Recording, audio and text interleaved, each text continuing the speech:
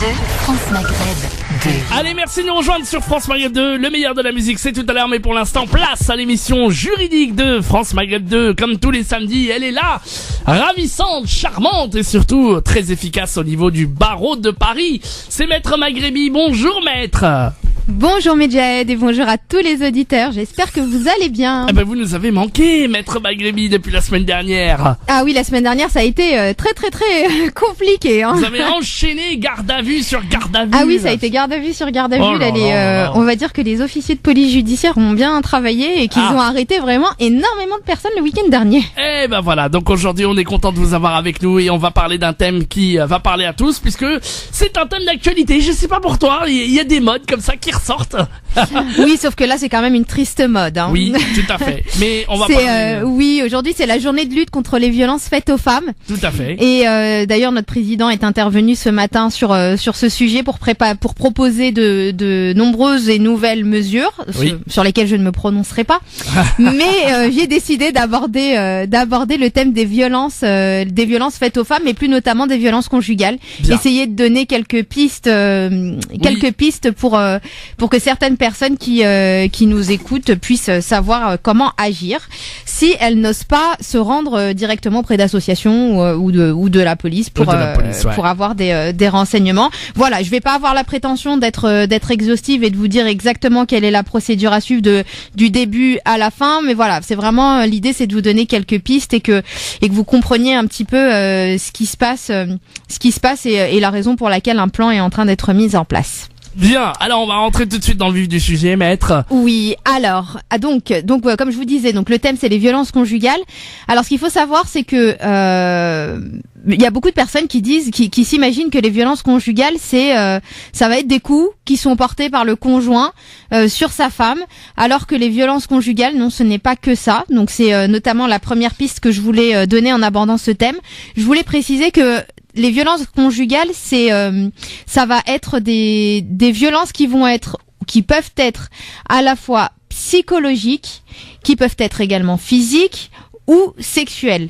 Donc les violences conjugales, ce n'est pas seulement les violences physiques qui vont être les coups que le conjoint va porter à sa conjointe, mais ça peut être également des violences psychologiques, c'est-à-dire un harcèlement moral. Le fait d'insulter régulièrement ou de menacer, c'est considéré comme des violences psychologiques.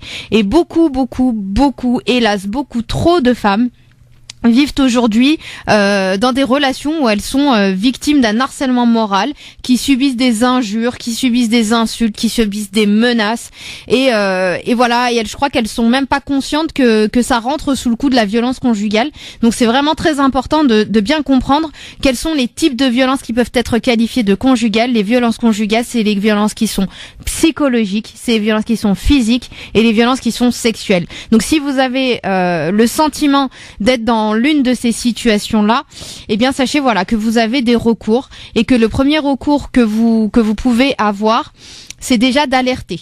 Vous pouvez alerter à la fois les services de police en composant le 17 si vous n'avez pas le courage d'aller directement au commissariat ou à la gendarmerie. Et si vous êtes victime immédiate de violences physiques ou sexuelles, alors sachez que vous pouvez alerter le 15 ou le 18. C'est-à-dire que vous pouvez appeler le SAMU ou appeler les pompiers, si vous avez besoin de soins médicaux en urgence. C'est très important, voilà, d'alerter. Vous pouvez alerter également en vous rapprochant d'associations. Il y a énormément d'associations qui sont mises en place pour aider les personnes qui sont victimes de violences conjugales. Alors il y a des associations qui sont mises en place au sein des départements. Il y en a énormément au sein de la Seine-Saint-Denis, également dans le sud, enfin dans vraiment beaucoup de régions. Il y a des associations qui sont là pour aider les femmes victimes de violences et essayer de les accompagner. Mais vous avez aussi un numéro qui est mis en place qui est le 3919. Qui vous permettra de pouvoir d'avoir des pistes, de pouvoir discuter, de pouvoir parler avec quelqu'un si voilà vous pensez que vous êtes dans cette situation et que vous voulez essayer de savoir comment vous en sortir. Donc voilà, donc le premier recours, ça va être d'alerter, donc alerter que ce soit à la fois les secours, que ce soit la police, ou d'alerter des associations pour essayer d'avoir un accompagnement durant votre démarche. Vous pouvez également appeler le 115, qui est le SAMU social, qui va pouvoir vous aider à avoir un hébergement en urgence. Voilà, c'est très important de savoir qu'il y a ces numéros qui existent et qui peuvent vous aider si jamais vous êtes dans l'urgence. Donc au-delà de ça, vous avez des recours, bien évidemment, des recours judiciaires. Et là, pour les recours judiciaires, alors il y a deux sortes de recours qui s'imbriquent en réalité. La première chose au niveau du recours judiciaire, ça va être le recours pénal. C'est très compliqué, je sais que c'est dur, mais il faut que vous déposiez plainte contre votre agresseur, même si votre agresseur est votre conjoint, parce que sans la plainte, ça va être assez compliqué de pouvoir mettre en place la procédure judiciaire. Il faut réussir à déposer une plainte, mais hélas, et c'est notamment la raison de cette journée de lutte contre les violences, bien souvent les plaintes ne suffisent pas parce que les victimes n'ont pas suffisamment d'éléments de preuve pour justifier des violences qu'elles subissent. Et pour que le conjoint puisse être poursuivi. Donc voilà, c'est pas normal, c'est assez compliqué de pouvoir prouver que ce que vous dites est vrai. Donc mais c'est pas une raison pour pas déposer plainte. La première chose à faire, c'est vraiment aller déposer une plainte et d'être le plus exhaustif possible dans l'état descriptif de la situation. Et au moment où vous allez déposer plainte, et ça c'est un problème qu'on rencontre beaucoup trop souvent, il faut absolument que vous demandiez à aller auprès d'un service qui s'appelle les UMJ. C'est l'unité médico-judiciaire. L'UMJ, c'est le service médical qui va pouvoir permettre de dresser un certificat qui va déterminer un taux d'ITT. C'est extrêmement important de demander à y aller au moment où vous allez porter plainte parce que le taux d'ITT qui va être déterminé par le médecin va pouvoir hélas, c'est ce qui va permettre, c'est ce qui va rendre crédible un petit peu le discours et la plainte que vous aurez portée. Donc c'est très important. Je dis pas que si vous avez un jour d'ITT, ça va signifier qu'au niveau de la justice vous mentez, mais c'est vrai que lorsque vous arrivez avec 10 jours d'ITT, c'est pas comme lorsque vous arrivez avec moins de 8 jours, parce que de toute façon la distinction est faite au niveau judiciaire, et je dirais que c'est même limite presque une circonstance aggravante d'avoir plus de 8 jours d'ITT. Mais voilà, c'est très important de savoir que qu'il faut déposer plainte, et que lorsque vous allez déposer plainte, il faut exiger d'aller voir le médecin si on ne vous le propose pas immédiatement, parce que j'ai déjà vu des personnes venir au commissariat porter plainte pour violence conjugale et qu'on leur propose pas d'aller à l'hôpital, et c'est vrai, ça c'est pas normal. Donc vraiment, n'hésitez pas à le solliciter, mais pour le solliciter, faut savoir que vous avez le droit de voir un médecin et à ce que le médecin examine et établisse un certificat médical descriptif qui sera un petit peu la clé de voûte de votre parcours par la suite. Autre chose, vous pouvez également solliciter ce qu'on appelle une ordonnance de protection. L'ordonnance de protection, elle se fait généralement après le dépôt de plainte. Vous saisissez le tribunal de grande instance et vous vous rapprochez du juge aux affaires familiales pour demander à ce que vous puissiez avoir une ordonnance de protection. L'ordonnance de protection, c'est quoi? C'est une décision du juge qui va vous permettre de bénéficier d'un éloignement de monsieur. C'est-à-dire que vous aurez le droit de quitter le domicile conjugal, vous aurez le droit de cacher votre adresse, vous aurez le droit, si vous avez des enfants, de partir avec vos enfants. Ça va vraiment vous permettre de vous protéger.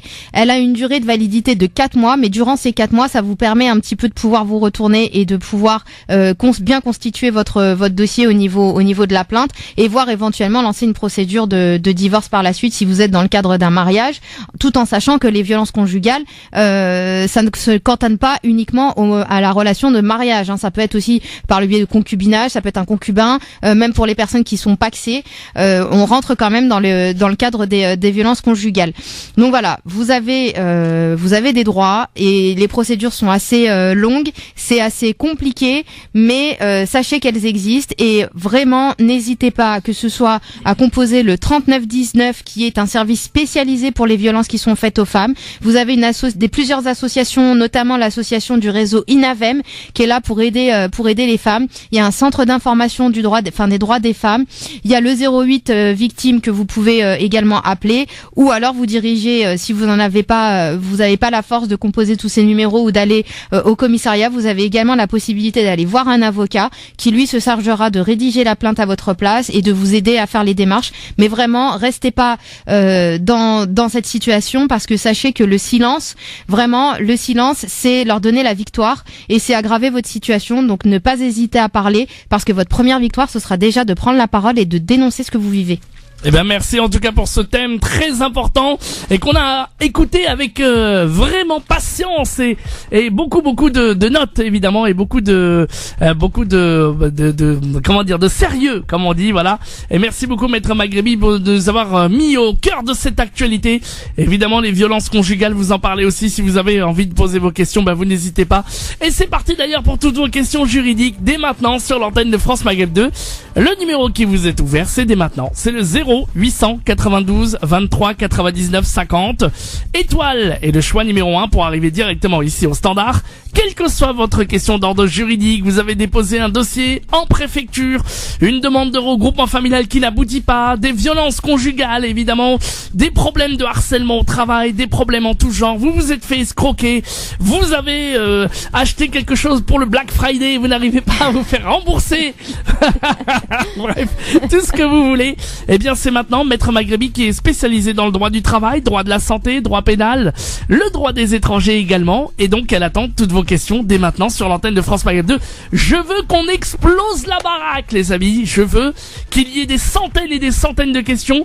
Attendez pas le dernier moment, je vous en supplie, parce que souvent après on est frustré de pas pouvoir vous répondre. Donc c'est le moment ou jamais. Si vous avez une question à poser à Maître Maghrebi, où que vous soyez en France, 0892 23 99 50, Maître Maghrebi vous répond.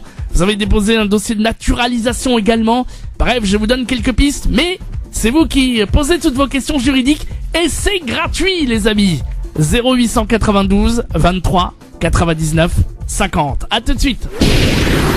Allez, c'est bon, on s'est débarrassé de la pub, on est donc tranquille pour répondre à toutes vos questions. D'ailleurs, vous pouvez appeler Maître Maghrebi, c'est gratuit pour vos questions gratuites au 0892 23 99 50. Et je vous rappelle également que vous pouvez rencontrer Maître Maghrebi pour une consultation payante.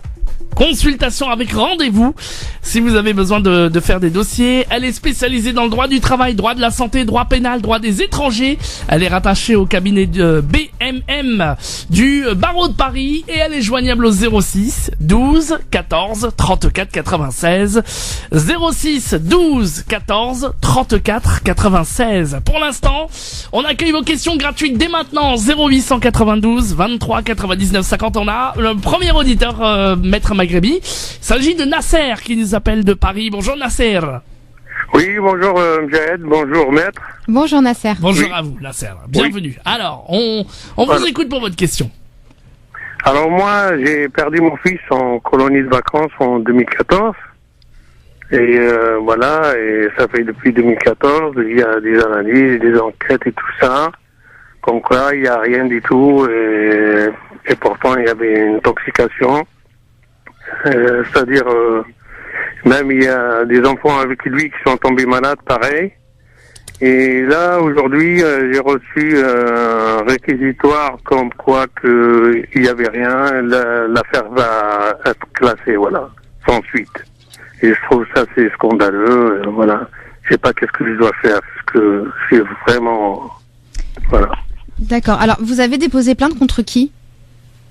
Contre X, voilà, contre X. D'accord, parce que là le problème c'est que je pense que la plainte a été classée sans suite justement parce qu'elle est, notamment parce qu'elle est contre X. Il est parti en colonie de vacances avec, c'était avec la mairie ou avec oui la mairie, ouais, la mairie. D'accord. Et pourquoi vous n'avez pas porté plainte contre les organisateurs de la colonie de vacances? Parce qu'au début c'est l'avocat, mon avocat, c'était la famille qui l'ont engagé. Moi je connais pas cet avocat. Et c'est lui qui a porté plainte contre X. Et là, je trouve qu'il y avait une négligence parce que sur le rapport déjà, il y avait c'est-à-dire son secours était trop tardif. Alors même les médecins là-bas, ils m'ont dit votre fils, c'est-à-dire ils l'ont ramené ici inconscient, voilà. D'accord. Il y a eu une négligence au moment de l'intervention? Oui, parce que le petit, ça a commencé de la nuit. Il a vomi sur lui. Et après, il y avait eu des douleurs. Et le matin, pareil, c'est une forte gastro, vomissement, diarrhée, tout ça. Au lieu d'appeler, c'est-à-dire le SAMU, ils ont appelé le médecin du village à 7 km. Et le petit se vidait du haut et du bas. Et voilà, c'était trop tardif, voilà. Après, ils ont appelé le SAMU, mais c'était trop tard. Le petit, il était dans un état comateux. D'accord. Voilà. Parce que là, ce qu'il faut savoir, c'est que il y a plusieurs, enfin dans ce genre de situation, il y a plusieurs recours possibles. Il y a d'un côté le volet pénal où vous allez porter plainte contre les auteurs, ce que vous considérez être contre les responsables de cet accident, mais il y a également le volet réparation. Et même si c'est vrai que tout de suite on pense à la plainte et à porter plainte contre quelqu'un. Bon, je pense que après voilà, je vais pas revenir sur ce que vous avez conseillé l'avocat à cette époque-là, mais peut-être que là vous pourriez essayer de voir pour je sais pas, c'était en 2014, mais peut-être tenter là, normalement, en tout cas, quand une plainte est classée sans suite, ce qu'il faut faire, ce qu'il faut savoir, c'est que la plainte est classée sans suite par le procureur de la République, et vous avez à ce moment-là la possibilité de déposer une autre plainte en vous constituant partie civile auprès du doyen du juge d'instruction. Et ça, cette plainte-là n'est possible qu'après un classement sans suite de la part du procureur. Donc là, ce qu'il faudrait faire, c'est c'est déposer une nouvelle plainte en vous constituant partie civile auprès du doyen du juge d'instruction pour refaire en fait une nouvelle procédure. Et à ce moment-là, tenter à la limite de faire un complément de plainte ou de modifier votre plainte de sorte à ce que la colonie, la responsabilité des responsables de la colonie soit mise en jeu, parce que vous portez plainte contre X, mais ils étaient sous la responsabilité de la colonie. Et des responsables de la colonie, donc il y a forcément des responsables. Il y a c'est contre eux qu'il faut déposer plainte, tout en sachant que vous avez également un recours qui va se faire devant le tribunal administratif pour obtenir réparation du préjudice que vous avez subi, qui est quand même énorme, et celui-là qui n'est pas dépendant de la plainte.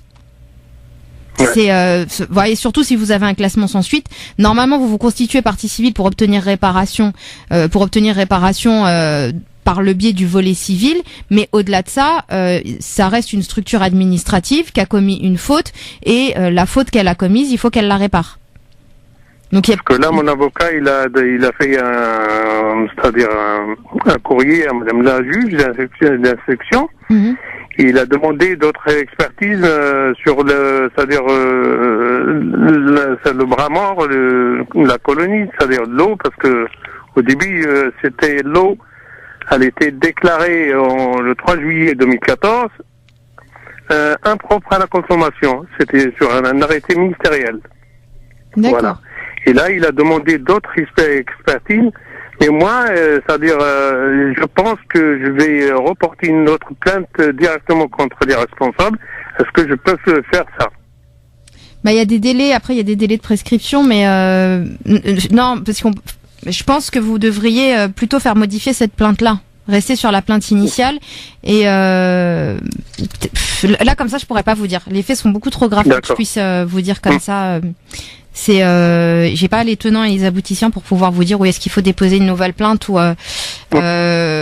moi comme ça tout de suite, je vous dis, après un classement sans suite, on peut forcer, si vous voulez, la suite de la procédure en saisissant le doyen du juge d'instruction, mais est-ce que moi c'est ce que je ferais là comme ça, mais après est-ce que c'est pas plus, je pourrais pas vous dire vraiment là par rapport à ça. Est-ce qu'il vaudrait mieux déposer une nouvelle plainte? Je pourrais pas me prononcer sur. Il faudrait que que j'étudie beaucoup plus le dossier pour pouvoir vous dire, mais après c'est une possibilité, hein. Si vous allez au commissariat pour déposer plainte contre tel et tel organisme, ils sont obligés de prendre votre plainte. Ça, je peux être catégorique par rapport à ça. Il y a pas de souci. Vous pouvez aller porter plainte. Votre plainte sera recevable. Ils seront obligés de la prendre et de l'étudier. Maintenant, est-ce que c'est judicieux de le faire? Je peux pas vous dire. D'accord. Okay. Eh ben, en tout cas, vraiment bon courage à vous. Si vous avez besoin, en tout cas, vous pouvez, j'imagine, vous êtes en contact avec votre avocat et vous allez pouvoir voir avec lui. Et au pire des cas, vous pouvez appeler Maître Maghrabi. D'accord? Mais lâchez rien. Ok. Voilà. Moi, c'est le conseil que je peux vous donner. Ouais, bon plein courage. de bonnes choses et bon courage à vous en tout cas. Merci beaucoup. Merci à bientôt. beaucoup, Maître. Merci. Au revoir. Au revoir, merci beaucoup. 0892 23 99 50 étoiles et le choix numéro 1. Toutes vos questions à Maître Maghrabi Mansouri en direct à la radio. On va prendre un autre appel. Il s'agit de Kamel qui est avec nous. Bonjour Kamel. Bonjour, cher ami. Merci beaucoup d'avoir patienté Kamel. Vous nous appelez d'où? D'accord. D'accord. Par contre, enlevez le haut-parleur. On vous entend très très mal Kamel. Ça serait génial. Ok. Voilà. Merci beaucoup. Maître Maghrabi vous écoute Kamel. Oui. Allez-y, on vous écoute, Kamel. Posez votre question. Je m'appelle Kamel, je suis marié, père d'une petite fille.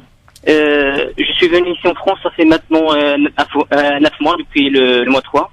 Je suis venu avec un visa VLS qui va le titre de séjour. Pour avoir le droit de déposer le dossier pour le regroupement familial, il faut attendre 18 mois, je sais ça. Ma famille sont venus chez moi, ça fait maintenant 2 fois. Mais la dernière fois, on a rencontré un ami qui habite juste à côté de moi et qui m'a expliqué elle a fait venir sa famille avec un visa long séjour qui s'appelle visa visiteur. Il nous a expliqué la procédure, on a rassemblé les papiers pour ça. On a fait une inscription pour notre petite fille. Elle a déjà été scolarisée 2 mois, le mois septembre-octobre. On a profité des vacances pour partir au Maroc pour déposer le dossier pour avoir le visa. Là-bas, il faut pas déposer le dossier directement au consulat, mais il faut passer par un prestataire qui s'appelle TLS Contact. Oui, mais d'accord. Ils nous ont dit que on n'a pas le droit de déposer le dossier pour avoir ce type de visa. Dans notre cas, pour ma famille. Alors que l'ami que je connais, il a déjà fait ça. Sachant qu'il a fait ça, lui, il a déposé le dossier auprès du consulat de Tanger. Moi, c'était à Casa. C'était la seule différence. Je ne sais pas pourquoi. J'ai envoyé un mail au consulat en leur expliquant la situation pour avoir plus de détails sur ce type de visa et pourquoi on nous a dit que on n'a pas le droit de déposer le dossier pour avoir ce visa jusqu'à maintenant. Je les ai relancés une deuxième fois, mais jusqu'à maintenant j'ai pas eu de réponse de leur part, ni par oui ni par non. Je suis un petit peu perdu là. D'accord. Et et donc là, vous voudriez savoir si vous avez le droit d'obtenir ce visa ou pas. Alors ce visa, en effet, hein, c'est un visa c'est un visa long séjour qui vaut titre de séjour avec la mention visiteur.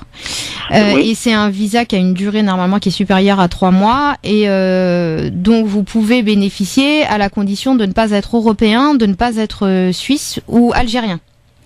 Donc, dès lors que vous êtes marocain, a priori, ça ne pose pas de problème et vous êtes en tout cas, les Marocains sont concernés par la possibilité d'obtenir ce visa. Après, il y a plusieurs conditions. Il est délivré sous condition, à savoir que vous vous engagez à ne pas travailler en France et que vous disposiez de ressources suffisantes pour pouvoir vivre durant toute la durée du séjour de manière suffisante. Donc, il faut avoir au moins l'équivalent du SMIC en termes de ressources annuelles, ce qui est à peu près l'équivalent de 1100. Il faut avoir à peu près 1100 € par mois. Donc, si vous arrivez à justifier sur une année, je sais pas si vous avez un visa d'1 an, d'à peu près 13 ou 14 000 €. Je vois pas pourquoi on vous refuserait pour vous expliquer ma situation, moi je suis déjà là avec un visa VLSTS. J'ai déjà déposé pour le renouvellement de ma carte de séjour. C'est pour ma famille. Sachant que je touche 3 000 € net Alors, c'est pas vos ressources à vous dont on va tenir compte, c'est Ok. c'est les personnes qui vont venir. Il faut que ce soit faut que ce soit leurs propres ressources. Ok. C'est voilà, il faut que ce soit leurs ressources. Maintenant, si c'est votre mais si c'est votre femme et votre donc vous parlez de en fait c'est votre femme et votre fille pour lesquelles et vous pensez que ce serait beaucoup plus rapide que de passer par le regroupement familial? Dans le regroupement familial, il faut attendre 18 mois. Là, il me reste 9 mois. Mhm.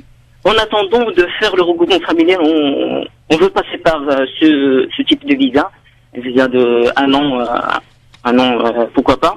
Et après déposer le dossier pour le regroupement familial. C'est juste temporaire.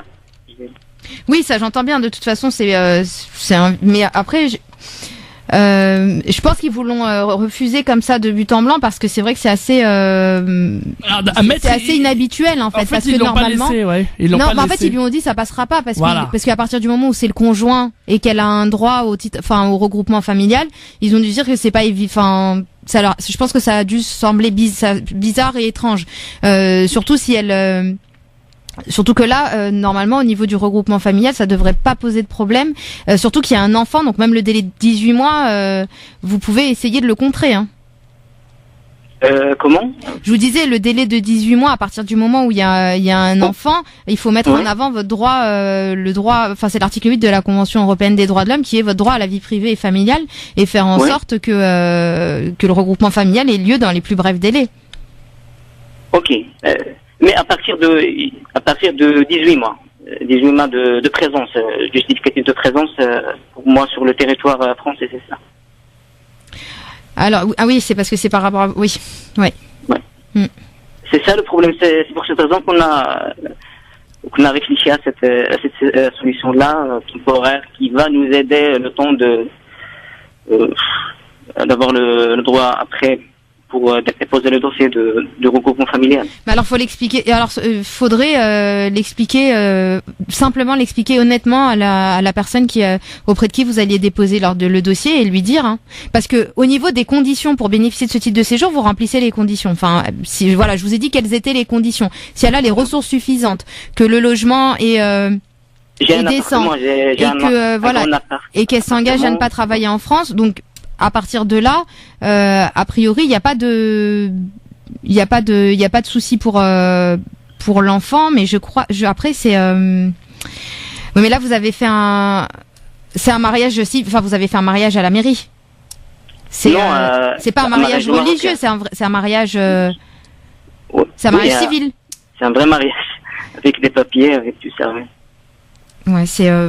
Moi, je vois pas pourquoi ce serait pas. C'est vrai que c'est inhabituel, mais essayez d'expliquer la situation et de dire que. Il faut redéposer auprès de TLS et vous réessayez une autre fois et vous le problème chez TLS, il nous dit que les instructions sont claires et nettes du consulat. Il faut pas accepter les dossiers pour ce type de visa. Oui, mais c'est parce qu'ils veulent contrer, ils veulent contrer parce que c'est une façon en fait indirecte de contrer les conditions du regroupement familial. Donc pour éviter d'avoir à délivrer beaucoup trop de visas sans passer par le contrôle du regroupement familial, ils ont c'est les consignes qui se sont posées. Mais c'est pour ça que je vous dis à la limite essayez d'expliquer les choses ou sinon qu'elle demande un. Mais le problème à qui? Je suis allé personnellement à TLS, chez TLS, je leur ai expliqué la situation, mais ils nous ont dit, ils comprennent rien là-bas, ils nous ont dit les instructions sont claires, faut pas accepter ces dossiers, sachant que, comme je vous ai dit, un ami à moi qui a fait cette procédure-là, il a eu son visa pour oui, mais ça devait pas être le même consulat. Il était peut-être pas du même consulat parce que c'était le même. C'est les mêmes lois normalement. Non, en fait, si vous voulez. Alors, ce qu'il faut savoir, c'est qu'au niveau des administrations, vous avez d'un côté la loi, et d'un côté les circulaires, qui sont des recommandations, et vous avez d'un autre côté les pratiques. C'est-à-dire que c'est pour ça qu'on dit que d'une préfecture à l'autre, par exemple, les dossiers ne sont pas traités de la même manière parce que chaque administration va avoir ses pratiques. Il y en a qui vont être beaucoup plus souples pour certains titres de séjour ou pour certains visas, et puis il y en a d'autres qui vont être beaucoup plus strictes et poser des conditions beaucoup plus restrictives. Donc c'est vous et le service auprès duquel vous vous adressez. Et ça, vous Ok. pouvez pas le savoir à l'avance, si ce n'est en ayant des échos auprès de quelqu'un qui a l'expérience de travailler avec ces administrations-là. Nous, par exemple, on sait exactement sur telle ou telle préfecture laquelle va nous poser le plus de difficultés. Donc ça, mais ça, c'est avec le temps qu'on peut le savoir. Et les pratiques, voilà, c'est pas quelque chose de réglementé. Si vous voulez, vous allez pas trouver un texte légal qui aura une valeur légale ou valeur réglementaire sur Ouais. lequel ils vont pouvoir s'appuyer pour vous dire ça va être des notes internes, ça va être c'est leurs consignes, c'est les consignes de leurs supérieurs hiérarchiques. Et ces consignes-là, ils sont dans l'obligation de les respecter. C'est pour ça que je vous dis tenter à la limite de discuter, essayez de voir après si vous en avez la possibilité, je sais pas, mais peut-être Ok. de contacter directement le supérieur hiérarchique en question et de lui expliquer la situation et de dire qu'au niveau de la loi, il y a rien qui empêche votre épouse de pouvoir solliciter ce titre de séjour, notamment parce qu'il y a un enfant. Ça permettrait Oui. juste d'aller plus vite, mais bon, en même temps, c'est vrai qu'après Elle a été déjà scolarisée ici de mois, le mois de septembre, le mois d'octobre. Mhm. On a déposé le dossier avec le dossier les pièces justificatives, l'inscription. Mais quand elle Assurance était, et quand pour elle était l'enfant. sur le si elle était sur le territoire, pourquoi elle est repartie? C'était pour pouvoir mettre en place la procédure du regroupement familial? Non, c'est pas ça. Ils sont venus avec un visa touriste. Parce que vous savez que vous avez la possibilité de solliciter un regroupement familial avec présence exceptionnelle sur le territoire. C'est-à-dire que sans que la personne ait besoin de rentrer chez elle. Et le problème qu'il faut attendre 18 mois quand même. C'est tenter quand même de voir par rapport au consulat, mais sinon voilà. Ou sinon de changer de consulat. Mais Ok. essayez de voir le consulat où s'est rendu votre ami. Si vous pouvez pas, essayer de déposer votre dossier là-bas, même si pas au niveau de la résidence, ça va être un peu tenté. C'est pas évident. Ouais. En plus de ça, j'ai envoyé le mail. On m'a pas répondu. Je sais pas pourquoi. Non mais ça c'est c'est juste non une mais ça question c'est par rapport à- ça ils mettent Ouais. ça pour répondre. Ça, des fois, ils répondent pas du tout. Ouais, c'est clair. Faut relancer. Hein. Non Ouais, ça faut faut relancer. s'acharner hein, pour avoir des réponses. Ouais. C'est Ce que vous allez faire, sinon, vous allez prendre rendez-vous avec Maître Maghrebi et elle essaiera de vous aider dans ce sens-là, d'accord?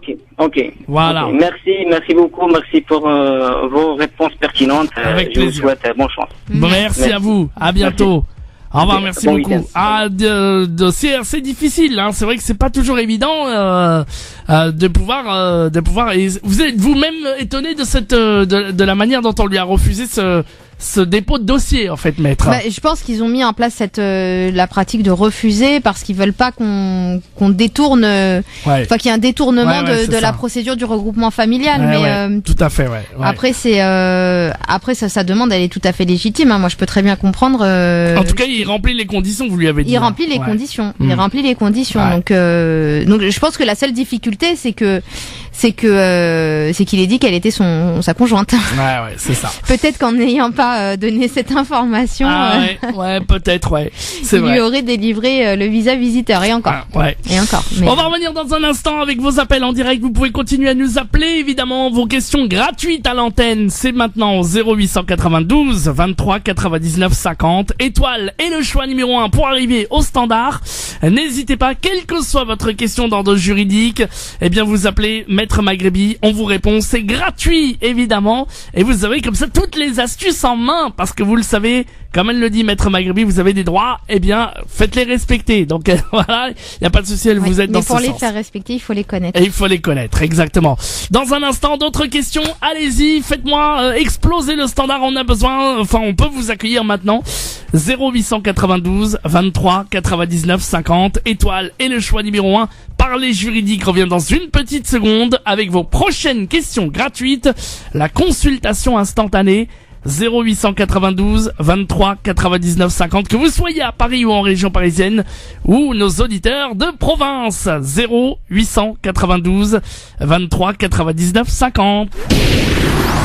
Allez, de retour sur France Maghreb 2, merci d'être là et de nous rejoindre évidemment Maître Maghrebi Mansouri du cabinet BMM est là pour vous répondre les amis. Je vous rappelle que vous pouvez poser toutes vos questions gratuites au standard au 0892 23 99 50 étoile et le choix numéro 1 c'est gratuit, c'est la consultation instantanée, vous téléphonez et vous passez directement sur l'antenne de France Maghreb 2 0892 23 99 50 n'hésitez surtout pas, je sais qu'il y en a plein qui nous appellent au dernier moment, appelez-nous maintenant et vous serez directement branchés avec nous à l'antenne 0892 23 99 50. Maître Maghrebi qui est spécialisé dans le droit du travail, droit de la santé, droit pénal, droit des étrangers également et le droit du travail. Elle est bien entendu rattachée au cabinet BMM du barreau de Paris et elle est joignable au 06 12 14 34 96 06 12 14 34 96.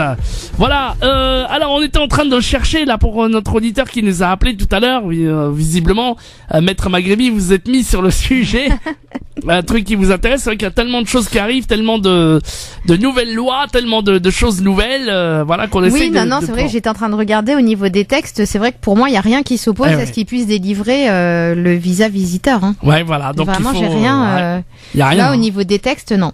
Faut vraiment qu'il renvoie un mail au consulat de France et essayer de voir s'il peut demander à déposer. Voilà. Et à la limite qu'il invoque l'article L313-6. Ah, très bien. L313-6 du Code d'entrée de séjour des étrangers, qui vraiment ne pose pas il limite pas, hein. Il limite pas l'accès à ce visa, donc à partir du moment où il n'y a pas de limitation, je vois pas de raison d'interdire. Si ce n'est une consigne qui a dû être donnée par le consulat pour éviter le détournement à la procédure de regroupement familial, je vois pas pourquoi on lui refuserait. Très bien, donc c'est vraiment l'article. Je vais vous le lire comme ça, vous allez voir, c'est très simple. Hein. Ouais. La carte de séjour temporaire délivrée à l'étranger qui apporte la preuve qu'il peut vivre de ses seules ressources et qui prend l'engagement de n'exercer en France aucune activité professionnelle porte la mention visiteur.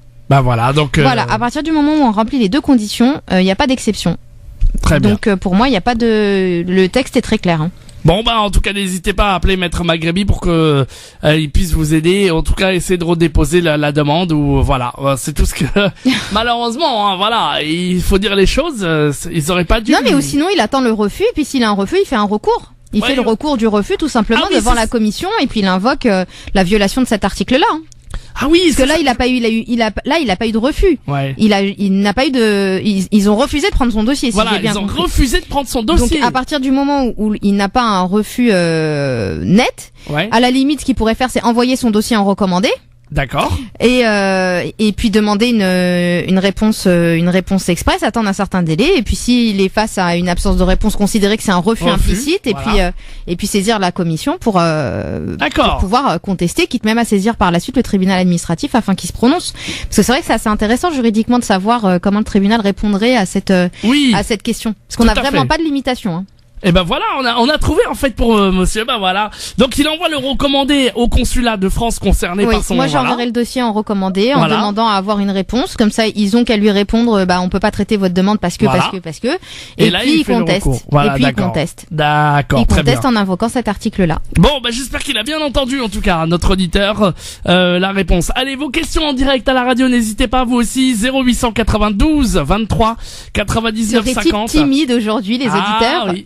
Ah bah on a eu un petit peu plus de timide aujourd'hui, donc n'hésitez pas, vous nous appelez. Voilà, en plus j'allais vous poser la question, est-ce qu'on a le droit, comment ça se passe quand une administration, une préfecture ou quoi refuse de prendre un dossier? Voilà, c'est ça que... Ah bah ça arrive, ça arrive très souvent. Oui. Alors si on refuse de vous prendre un dossier, déjà en règle générale n'allez jamais seul à la préfecture ou dans l'administration.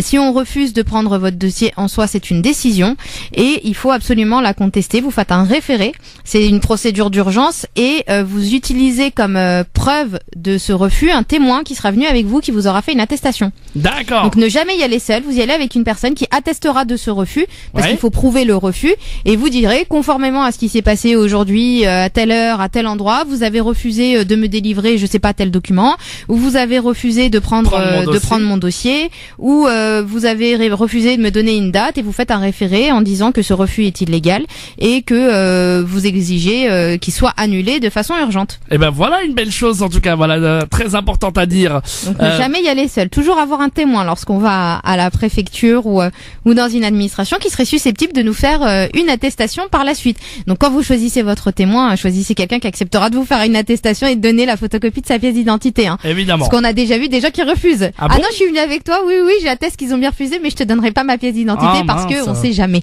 D'accord, ouais, donc, carrément. Ok, bon donc n'hésitez pas, voilà, donc si vous avez une administration qui vous refuse, voilà, vous pouvez continuer. Dernière et unique question, il nous reste très très peu de temps les amis, hein. 0892 23 99 50 étoile et le choix numéro 1, vous arrivez directement au standard et vous posez votre question à Maître Maghrebi.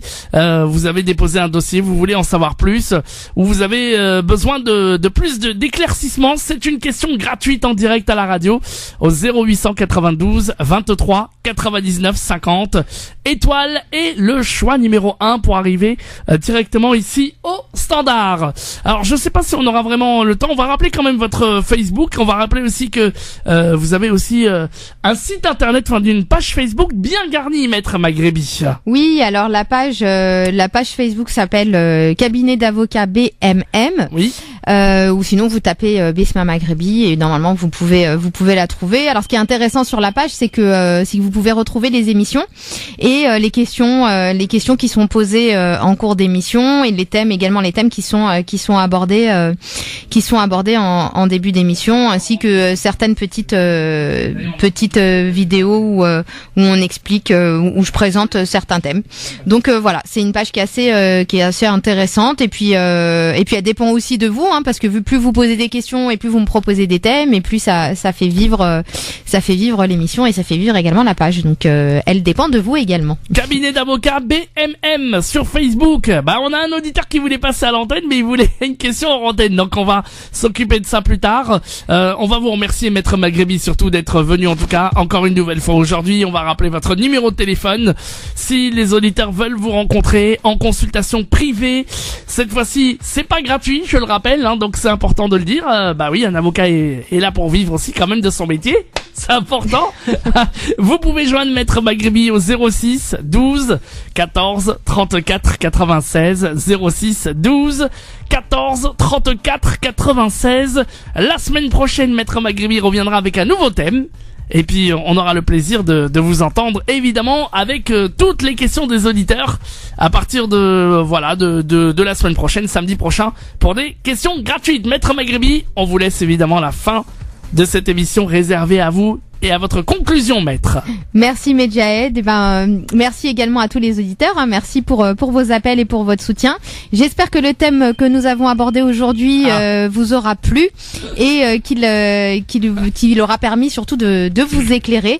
Parce que voilà, c'est la journée de lutte contre les violences faites aux femmes. Donc s'il vous plaît, même si vous êtes un homme, hein, permettez de lutter contre les violences qui sont faites aux femmes. Dénoncez-le. Faites en sorte qu'il n'y en ait plus. Je sais que c'est un peu de l'utopie, hein, je rêve, mais en même temps c'est beau de rêver, hein, dans ce monde aussi violent. Oui. Donc s'il vous plaît, mesdames et également messieurs, en cette journée de lutte contre les violences faites aux femmes, s'il vous plaît, vous avez des droits, donc faites-les respecter.